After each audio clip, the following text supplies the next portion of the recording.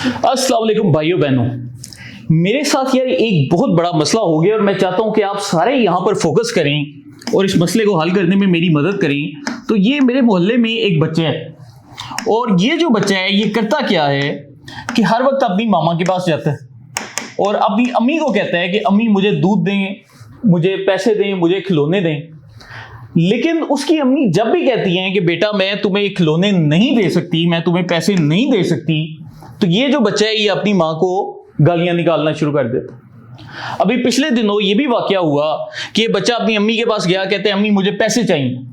तो अम्मी कहती है कि बेटा मेरे पास इस टाइम पैसे नहीं, मेरी तनख्वाह खत्म हुई है। तो बच्चे ने अपनी माँ को थप्पड़ मार दी। अब आप सारे यकीनन यही सोच रहे होंगे कि कैसा ना हलफ ना फरमा बरदार बदशक्ल किस्म का बच्चा है जो कि अपनी माँ के साथ ये जुल्म करता है। लेकिन एक बड़ा अजीब वाकया होता है। इसकी माँ ने बताया, वो कहती हैं कि जब भी इस बच्चे को मैं पैसे देती हूं तो अगले जो 6-8 घंटे है तब वो मेरे साथ बड़ा अच्छा रहता, लेकिन जैसे ही मैं पैसे देना बंद करती हूं या खिलौने नहीं देती तो ये जो बच्चा है मुझे फिर से गालियां देना शुरू कर देता। तो अगर आप किसी ऐसे बच्चे को अपनी इलाके में जानते हो तो आपके उस बच्चे के बारे में क्या तासरात होंगे कि कैसा नाशुक्रा बच्चा है, अपनी वालिदैन को गालियां देता है, इसकी तरबियत नहीं हुई, ये इंतहाई बदतमीज़ है, ये इंतहाई बदलिहाज है, ये इंतहाई बदकमाश है, ये इंतहाई नाफरमाबरदार बच्चा है, ये तो जहन्नुम में जाएगा। लेकिन सोचने की बात है कि अगर हम इस माँ को एक पाकिस्तान बना लें और ये जो बच्चा है इसको एक्शन कमेटी बना लें, तो हो क्या रहा है कि जब भी आप एक्शन कमेटी वालों को 23 अरब दोगे, जब भी इनको बिजली के 3 रुपए यूनिट दोगे, जब भी इनको सस्ता आटा मिलेगा, तो ये कहेंगे हमारी माँ जो सी अच्छी है। लेकिन अगर इनको इनकी मर्जी की 12 सीटें नहीं मिलती तो ये अपनी ही माँ को गालियां देना शुरू हो जाते। तो ये जो बच्चे वाली मिसाल है ये एग्जैक्टली इसी एक्शन कमेटी के ऊपर जो सी एडजस्ट होती है कि माँ बाप से जो प्यार होता है, जो अपनी रियासत से या अपने मुल्क से वफादारी होती है, वो बगैर किसी फायदे की होती है कि आपके माँ बाप जैसे भी हैं लेकिन आपने उनकी इज्जत करनी है। इसी तरह ही आपका मुल्क जो सा है उसको आपने ओनरशिप लेनी है। लेकिन ये एक मुल्क के साथ आपका कैसा ताल्लुक है कि अगर मुझे उस मुल्क से पैसे मिलेंगे, अगर मुझे उस मुल्क से फायदा मिलेगा, अगर वो मुल्क मेरी बात मानेगा, फिर मैं पाकिस्तान के साथ हूं। अगर पाकिस्तान मेरी बात कोई नहीं मानता तो मैं अपने मुल्क को गालियां देने लग पड़ूं। तो आप भी यकीन माने उसी ना हलफ ना फरमाबरदार बदकमाश बदलिहाज बदतमीज बच्चे की तरह होंगे और यही चीजें पाकिस्तान में राइज हो रही हैं। तो आज हम बात करेंगे, बड़ा इंपॉर्टेंट टॉपिक है कि सोशल मीडिया पर कनकतरों ने एक नया चूरन बेचना शुरू किया है। और होता क्या है कि एक कनकतरा एक्शन कमेटी की स्टेज पे आता है और कहता है जी मैं पाकिस्तान के साथ हूं, और एक लम्हे के बाद एक नया कनकतरा आता है और वो कहता है भाईजान हम तो पाकिस्तान को मानते ही नहीं, हमें आजाद कश्मीर चाहिए। तो ये जो बयान है ये हमारे लोगों को बहुत ज्यादा कंफ्यूज कर देते हैं। लोगों को समझ नहीं आती कि भाईजान ये साथ हैं, मुखालिफ हैं, ये चल क्या रहा है। तो आज हम आपको बताएंगे कि क्या चल रहा है, तो आप हमारे साथ जुड़े रहिए। तो अब दोस्तों ये पूरी कहानी समझने के लिए हमें सबसे पहले मैं चाहता हूं कि आप मेरे 3 जून 2026 के इस क्लिप को देखें, जिसमें जब मैं आपके सामने एक्शन कमेटी को एक्सप्लेन कर रहा था तो मैंने एक फिक्रा लिखा था फ्यूचर, कि एक्शन कमेटी मुस्तकबिल में क्या करेगी। और अब जो सा है मुझे वो बात दोहराने की जरूरत नहीं है, आपको मैं पुराना क्लिप दिखाऊंगा और आपकी आंखों के सामने सारी फिल्म आ जाएगी। बुनियादी तौर पर एक्शन कमेटी करेगी क्या, उनका एजेंडा ये है, ये मेरी आप आज से 7 दिन पहले की वीडियो भी देख लें। बुनियादी एजेंडा क्या है इन लोगों का कि हमने इन इलेक्शनों को मुतनाज़ बनाना है। मुतनाज़ क्यों बनाना है? क्योंकि माजी में इनको पब्लिक सपोर्ट मिली जब कश्मीर में एक के बाद दीगरे हुकूमतें गिरती गईं, तो इनको पता था कि अगर ये नए इलेक्शंस हो गए और एक रिप्रेजेंटेटिव हुकूमत बैठ गई तो हमारी जो यूटिलिटी है वो ख़त्म हो जानी है। तो अब तरीका क्या है कि अगर हम इन इलेक्शनों को मुतनाज़ बनाएंगे तो उसके नतीजे में हमारी जो एक सियासी हैसियत है वो बरकरार रहेगी। और इसी मकसद के लिए अभी तक इन्होंने ऑफिशियल ऐलान नहीं किया, लेकिन मैं आपको पहले बता रहा हूं, मैंने 7 दिन पहले भी वीडियो में बताया था कि ये लोग करेंगे क्या कि इलेक्शनों के करीब जाकर बोलेंगे कि जी हम इलेक्शनों का बाइकआउट कर रहे हैं, हम इसमें हिस्सा नहीं लेंगे। और इसमें जो एक चीज आ जाती है वो ये कि अगर ये लोग इलेक्शनों में हिस्सा लेकर जीतने वाले होते तो ये हिस्सा ले भी लेते, इनको भी पता है कि हम नहीं जीत सकते। तो अब ये इस तरह की रोना धोना करके इलेक्शनों का बाइकआउट करेंगे और उसी बहाने जो उनसे अगले साल फिर एक नई डिमांड लेंगे और ये जो मसला है वक्त के साथ साथ बढ़ता जाए। तो ये जो क्लिप आपने पूरा का पूरा देखा तो इसमें आपको पता चला कि हमें माशाल्लाह से 3 जून को ही समझ लग गई थी, जब ना इन पर कोई गिरफ्तारी हुई थी, ना इनका कोई अरेस्ट हुआ था, ना इनके बकौल इनका कोई बंदा मारा गया था, लेकिन जो बंदा माजी के कौम परस्तों के हालात वाक़यात को समझता है उसको बखूबी इल्म है कि ये वाले कौम परस्तों ने वही टेक्निक, वही स्ट्रेटजी फॉलो करनी है जो कि उस दौर के कौम परस्त करते थे। और एग्जैक्टली ये लोग अपने स्क्रिप्ट के मुताबिक जा रहे हैं, उसमें कोई तब्दीली नहीं। एजेंडा क्या है कि हम जी इलेक्शनों को मुतनाज़े बनाएं, इलेक्शन मुतनाज़े होंगे तो पाकिस्तान का कश्मीर कॉज कमज़ोर पड़ेगा। कश्मीर कॉज क्यों कमज़ोर करना चाहते हैं?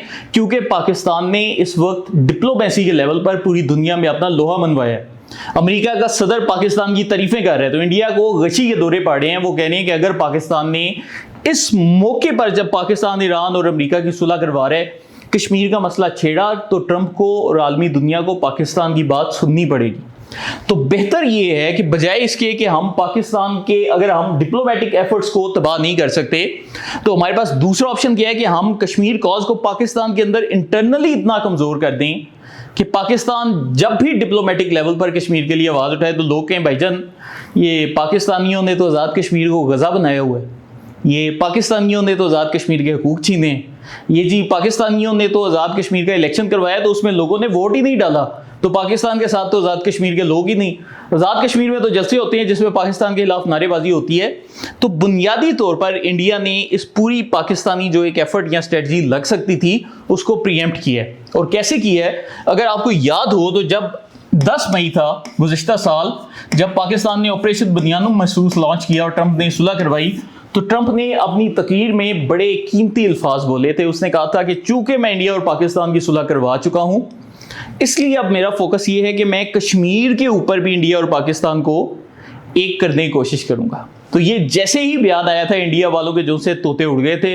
और अब क्या मसला है कि अब इंडिया को नजर आ रहा है कि पाकिस्तान वाकईतन कोई एफर्ट कर सकता है, तो इसके लिए पाकिस्तान को कमजोर किया जाना चाहिए। तो अब यहां पर इन कन कतरों की एक बड़ी अजीबो गरीब किस्म की स्ट्रेटजी हमारे सामने आई है, जिसमें ये करते क्या है कि ये आपको बताते हैं कि जी हम जो से हैं पाकिस्तान के साथ, और एक बंदा आएगा वो कहेगा मैं पाकिस्तान के साथ हूं, दूसरा बंदा आएगा वो पाकिस्तानी फौज को गालियां निकालेगा, तीसरा बंदा आएगा वो पाकिस्तान को ही गालियां निकालेगा, चौथा बंदा जब आएगा वो कहेगा जी हम तो आज़ाद कश्मीर की आज़ादी चाहते हैं। तो ये हो क्या रहा है, आज हम आपको ये समझाते हैं। तो दोस्तों, जब पाकिस्तान बना तो उस वक्त पाकिस्तान के 2 हिस्से थे, मशरकी पाकिस्तान और मगरबी पाकिस्तान। मशरकी पाकिस्तान बाद में बांग्लादेश बन गया, और जैसे ही पाकिस्तान बना उसके बाद जो पहला तनाज़ा खड़ा हुआ वो उर्दू बंगाली तनाज़ा था। और इसमें मशरकी पाकिस्तान में जो एक बयानिया फैलाया गया, मैं पहले भी आपको बता चुका हूं लेकिन मुख्तसरन फिर से बताता हूं, कि उनको बताया गया कि जी मगरबी पाकिस्तान वालों ने अपनी उर्दू उठाकर मशरकी पाकिस्तान के ऊपर मुसल्लत कर दी। हालांकि मगरबी पाकिस्तान में कौन रहता था? पंजाबी, जो कि पंजाबी जुबान बोलता था, सिंधी जो कि सिंधी जुबान बोलता था, हैबर पख्तूनख्वा वाला पख्तून जो कि पख्तून जुबान बोलता था, बलोच जो कि बलोची जुबान बोलता था। तो पाकिस्तान में किसी की भी जुबान उर्दू नहीं थी, मां सिवाय उन महाजरों के जो कि भारत में अपने घर बार छोड़ के आए। लेकिन इन्होंने क्या कहा? इन्होंने वहां पर बयानिया फैलाया कि जी पाकिस्तान ने उर्दू हम पर मुसल्लत कर दिया, हम तो बंगाली जुबान बोलना चाहते थे, क्योंकि ये कौम परस्तों की सोच है और पाकिस्तान किस चीज पर बना था? नजरिया इस्लाम पर। तो अब यहां पर हुआ क्या कि शेख मुजीब जो सा है, इसने पहले उर्दू बंगाली तनाजे से जो सा है फायदा उठाने की कोशिश की। इसने 1949 में ही फसादात किए, फिर 1955 में ही फसादात किए, और 1960 तक शेख मुजीब का पूरा मूड बन चुका था कि मैंने पाकिस्तान को तोड़ना है। क्यों तोड़ना है? अभी आपके सामने स्क्रीन पर एक तंजीम का नाम नजर आ रहा है। इस तंजीम का नाम है स्वाधीन बंगाल विप्लवी परिषद। अब ये जो तंजीम है इसकी बुनियाद 1961 में शेख मुजीब ने बांग्लादेश में रखी थी, और इस तंजीम का बुनियादी मकसद क्या था कि स्टूडेंट्स को इकट्ठा किया जाए ताकि वो खुद को मगरबी पाकिस्तान से अलहदा करके अलग मुल्क बनाने के लिए कोशिशें शुरू करें। तो ये जो साल है आपने जेहन में रखना है, क्योंकि पाकिस्तान में हमें जी तारीख में बताया जाता है कि जी 1971 के इलेक्शन हो गए तो इलेक्शनों में जी वो उनको अक्सरियत नहीं मिली तो उनको सीटें नहीं मिली। हालांकि ये सारे का सारा ढकोसला ड्रामा होता है। क्यों होता है? मैं आपको सबूतों के साथ पूरा विद एविडेंस आपको चीज दिखाऊंगा, उसके बाद फैसला आपने करना है। अच्छा जी, 1961 में यही शेख मुजीब जो सा है वो ये तंजीम खड़ी करता है जो कि अलहदगी पसंद है। 1962 में शेख मुजीब की मुलाकात होती है शशांका बैनर्जी से। अब ये शशांका बैनर्जी कौन है? शशांका बैनर्जी एक भारत का डिप्लोमेट है जिसने बांग्लादेश को पाकिस्तान से अलहदा करने में सबसे अहम किरदार अदा किया। तो इस डिप्लोमेट ने कहा कि 1962 में 25 दिसंबर के दिन शेख मुजीब मेरे पास आया और उसने मुझे बोला कि मेरी मदद करो, मैं बांग्लादेश बनाना चाहता हूं, पाकिस्तान से मशरकी पाकिस्तान को तोड़ना चाहता हूं। ये उसकी किताब के सफ़े हैं, आपकी आंखों के सामने, आप खुद पढ़ लें। और फिर जब शेख मुजीब को 1972 में रिहा किया गया तो उस वक्त उसकी जो पहली तस्वीर आई इंडियन डिप्लोमेट के साथ, तो वो भी यही शशांका बैनर्जी था। अब हम आ जाते हैं साल 1965 पे। 1965 में इंडिया और पाकिस्तान के दरमियान जंग लग गई और इस जंग के दौरान शेख मुजीब ने अपने 3 स्पेशल बंदे, जिनमें उस वक्त पाकिस्तानी फौज का जो कि एक बंगाली निजात था, कैप्टन शौकत अली, उसको शेख मुजीब भेजता है त्रिपुरा, अगरतला शहर में, जो कि इंडिया का जो सूबा त्रिपुरा उसका कैपिटल है। तो अगरतला में उसको भेजा जाता है अपने 3 साथियों के साथ। और वहां पर शेख मुजीब बड़ी चालाकी करता है। ये करता क्या है कि अपना एक हमनाम आदमी जिसका नाम भी शेख मुजीब ही था, उसको कैप्टन शौकत अली के साथ रवाना करते हैं। अब ये जाते हैं और अगरतला में जाकर भारतीय एजेंसियों के एहलकारों से मुलाकात करते हैं। अब जैसे ये मीटिंग करते हैं तो मीटिंग में ये तय होता है कि ये लोग जो से हैं बांग्लादेश में एग्जैक्टली उसी तर्ज पर फसाद करेंगे 1965 की जंग के दौरान, जैसा कि 9 मई में हुआ। कैसे कि वहां पर जितनी भी फौजी छावनियां हैं, जितनी भी फौजी कंटोनमेंट्स हैं, उन सब के ऊपर जो सा है एक ही वक्त में हमला किया जाएगा। और इंडिया की और पाकिस्तान की चूंकि लड़ाई चल रही है तो इस हमले के नतीजे में क्या होगा कि हम आज़ाद हो जाएंगे। तो 1965 में शेख मुजीब ये सारी चीज़ें भेज रहे हैं। अब ये जो कैप्टन शौकत अली है, ये 2010 में बांग्लादेश की असेंबली में डिप्टी स्पीकर बना और इसी वजह से बना क्योंकि वो कहते थे कि इसने हमारी आज़ादी में बड़ा किरदार अदा किया है। और डिप्टी स्पीकर बन के इसने असेंबली के फ्लोर में खड़े होकर बोला कि अगरतला कोई साजिश नहीं थी, अगरतला एक सच था। ये उसका बयान भी मैं आपके सामने स्क्रीन पर चला रहा हूं। उस बंदे ने खुद कन्फेस किया कि पाकिस्तान ने हमें जो इस साजिश पर पकड़ा था बिल्कुल ठीक पकड़ा था। Well, what I have tried to say is that the allegations brought against us were true. लेकिन इस साजिश के बाद होता क्या है? 1965 में ही पाकिस्तानी एजेंसियां field marshal general Ayub Khan को इतला पहुंचा देती हैं कि सर जी अगरतला में मीटिंग हुई है, शेख मुजीब इस तरह की प्लानिंग कर रहे हैं, उसने अपने 3 बंदे भेजे हैं। और पाकिस्तानी रियासत, जिस तरह आपको पता है कि हमारी क्या आदत है कि हम जब भी ऐसा कोई मसला होता है, हमारी पहली कोशिश होती है इसको कारपेट के अंदर दबा दिया जाए, हम इसको साफ नहीं करेंगे। तो हमने 1965 में इसको इग्नोर किया। फिर क्या हुआ कि जैसे ही हमने इग्नोर किया, और इग्नोर करने की भी देखिए लॉजिकल वजूहात होती हैं कि एक वजह ये भी थी कि चूंकि अभी ताज़ा एक जंग हुई है तो हम ये नया जो है जख्म छेड़कर इससे खून निकालना शुरू कर देंगे, तो इससे बेहतर ये है कि हम इसको ना ही छेड़ें। तो ये खामोशी से बैठ गए। जैसे ही बैठे तो शेख मुजीब ने क्या किया, उसने 1966 में 6 नुकात पेश कर दी। जैसे ही उसके 6 नुकात सामने आते हैं तो फिर हमें थोड़ा सा होश आता है कि भाईजान ये तो अलहदगी पसंदी की जानिब जा रहा है, तो अब बेहतर यह है कि एक्शन कर ही लिया जाए। तो करते क्या है कि पाकिस्तानी रियासत 1966 के आखिर में शेख मुजीब को अरेस्ट कर लेती है। किस चीज़ पर? इसी अगरतला साजिश के ऊपर, जिसके सारे सबूत हमारे पास मौजूद थे। अब ज़रा आप कैप्टन शौकत अली की बातचीत सुने कि वो कह रहा है कि हालांकि हम जानते थे कि हमारे ऊपर साजिश के जितने भी इल्ज़ाम लगाए गए, ये खुद भी अरेस्टेड था उस टाइम शेख मुजीब के साथ, हमारे ऊपर जितने भी इल्ज़ाम लगाए गए वो सारे के सारे इल्ज़ाम सच थे। लेकिन शेख मुजीब हमारे पास आए और हमें बोला कि तुमने इल्ज़ामात को नहीं मानना। क्यों नहीं मानना? क्योंकि शेख मुजीब ने हमें साथ ये भी बोला कि आप इस मामले को जितना ज़्यादा खींच सकते हो खींचो, ताकि लोगों में बयानियाँ बने कि हम अदालतों पर सियासी दबाव है, सियासी प्रेशर है और हमारे साथ ज्यादती हो रही है। Anyhow, allegation by and large was true.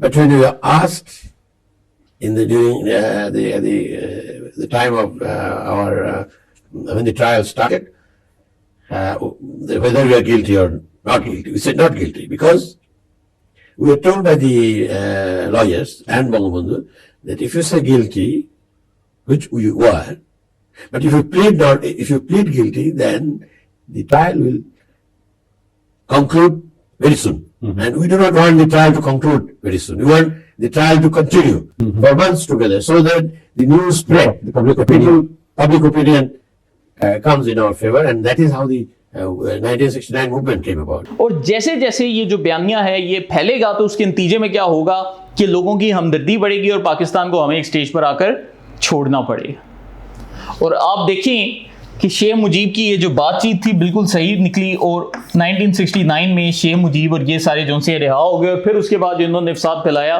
तो सिर्फ 2 साल में मशरकी पाकिस्तान से अलहदा हो गया।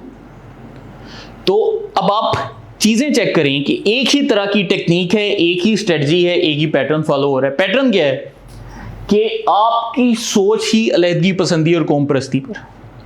आप 10-15 साल पहले से कोशिशें कर रहे हो, आप बीच में साजिशें भी तैयार कर रहे हो, फिर जब भी अदालत पकड़े तो जिस तरह शेख मुजीब ने पॉइंट स्कोरिंग की, आजकल आप देखें कतरों का जो शौकत नवाज मीर पकड़ा गया है तो ये भी बिल्कुल वही सेम कि जी देखिए सियासी दबाव है, सियासी प्रेशर है, सियासत हो रही है, हमारे साथ जुल्म, वही सेम स्ट्रेटजी।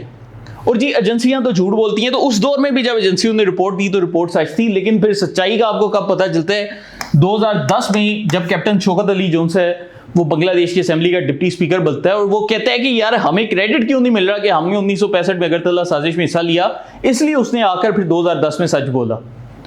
और आप अंदाज़ा करें कि ये जो झूठ थे इतने ज़्यादा गलतुल आम थे कि ये जो जवेद हाशमी साहब है इन्होंने भी कुछ अर्से पहले बोला कि जी शेख मुजीब के खिलाफ अगरतला साजिश तैयार की गई थी।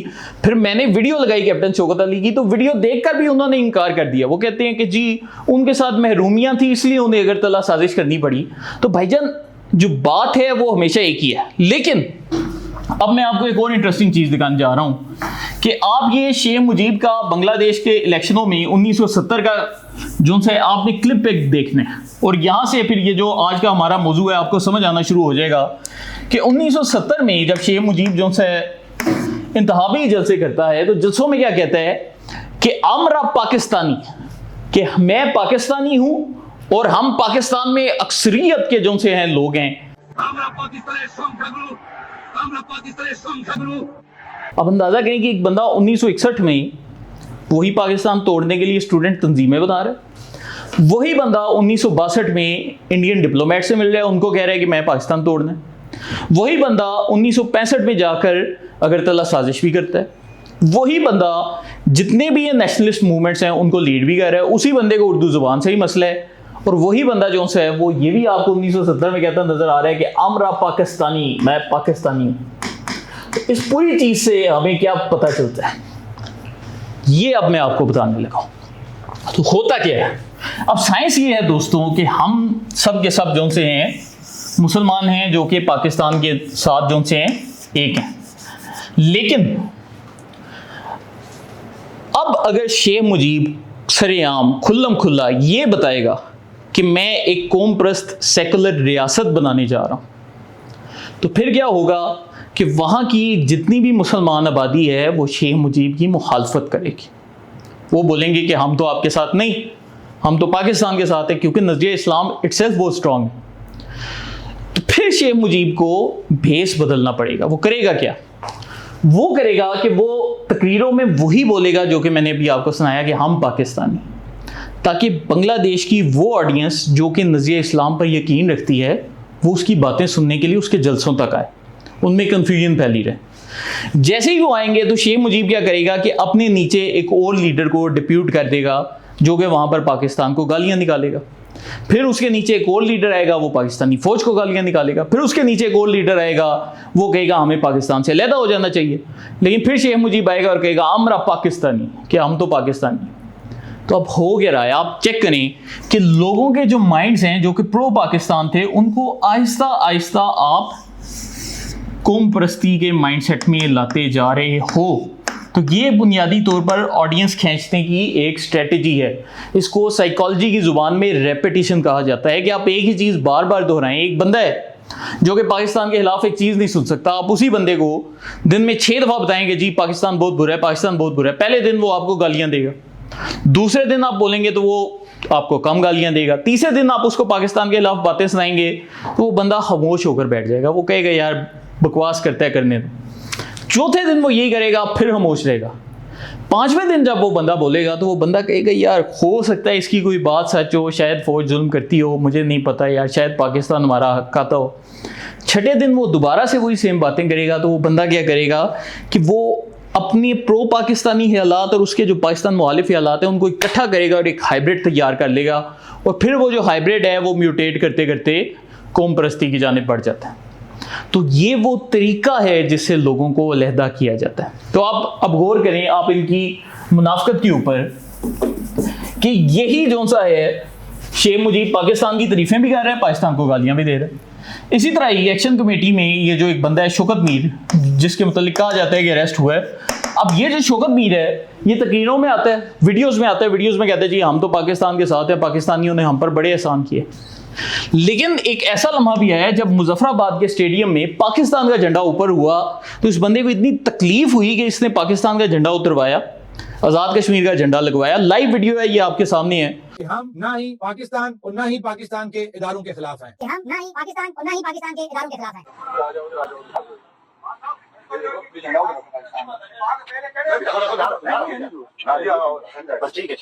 और फिर कहता है कि ये पाकिस्तानी झंडे को इसको दूर ले जाओ, मुझे इसको दूर ले जाओ। तो इससे आपको क्या पता लग रहा है? अब आप ये भी देखें, ये दूसरा उमर नज़ीर है, ये भी एक्शन कमेटी का कान कतरा है, और आप इसकी भी बातचीत देखें और आपको मैं इसकी हिस्ट्री बताता हूँ, वो भी बड़ी इंटरेस्टिंग है।